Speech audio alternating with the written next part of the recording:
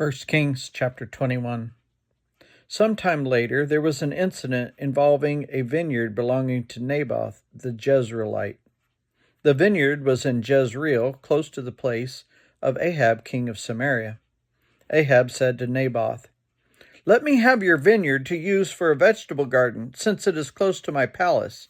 In exchange, I will give you a better vineyard, or, if you prefer, I will pay you whatever it's worth." But Naboth replied, "The Lord forbid that I should give you the inheritance of my ancestors." So Ahab went home, sullen and angry, because Naboth the Jezreelite had said, "I will not give you the inheritance of my ancestors." He lay on his bed sulking and refused to eat. His wife Jezebel came in and asked him, "Why are you so sullen? Why won't you eat?" He answered her, "Because I said to Naboth the Jezreelite, 'Sell me your vineyard, or if you prefer, I will give you another vineyard in its place.' But he said, 'I will not give you my vineyard.'" Jezebel, his wife, said, "Is this how you act as king over Israel?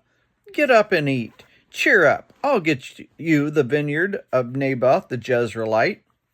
So she wrote letters in Ahab's name, placed his seal on them, and sent them to the elders and the nobles who lived in Naboth's city with him. In those letters she wrote, "Proclaim a day of fasting and seat Naboth in a prominent place among the people. But seat 2 scoundrels opposite him and have them bring charges that he has cursed both God and the king. Then take him out and stone him to death." So the elders and the nobles who lived in Naboth's city did as Jezebel directed, as the letter in the letters she had written to them. They proclaimed a fast and seated Naboth in a prominent place among the people. Then 2 scoundrels came and sat opposite him and brought charges against Naboth before the people, saying, "Naboth has cursed both God and the king." So they took him outside the city and stoned him to death. Then they sent word to Jezebel, "Naboth has been stoned to death." As soon as Jezebel heard that Naboth had been stoned to death, she said to Ahab, "Get up and take possession of the vineyard of Naboth the Jezreelite that he refused to sell you. He is no longer alive, but dead." When Ahab heard that Naboth was dead, he got up, went down to take possession of Naboth's vineyard. Then the word of the Lord came to Elijah the Tishbite. "Go down to meet Ahab, king of Israel, who rules in Samaria. He is now in Naboth's vineyard, where he has gone to take possession of it. Say to him, 'This is what the Lord says. Have you not murdered a man and seized his property?' Then say to him, 'This is what the Lord says. In the place where the dogs licked up Naboth's blood, dogs will lick up your blood. Yes, yours." Ahab said to Elijah, "So you have found me, my enemy." "I have found you," he answered, "because you have sold yourself to do evil in the eyes of the Lord.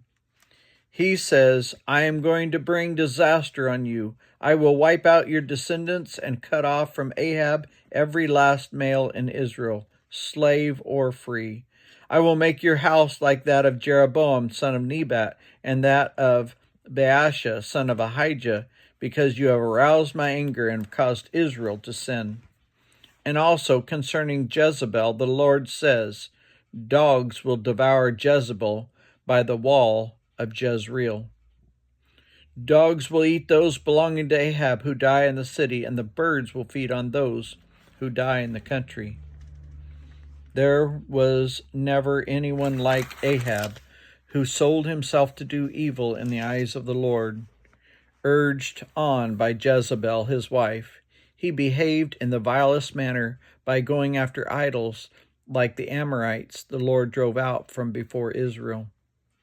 When Ahab heard these words, he tore his clothes, put on sackcloth, and fasted. He lay in sackcloth and went around meekly. Then the word of the Lord came to Elijah the Tishbite. "Have you noticed how Ahab has humbled himself before me? Because he has humbled himself, I will not bring this disaster in his day, but I will bring it on his house in the days of his son.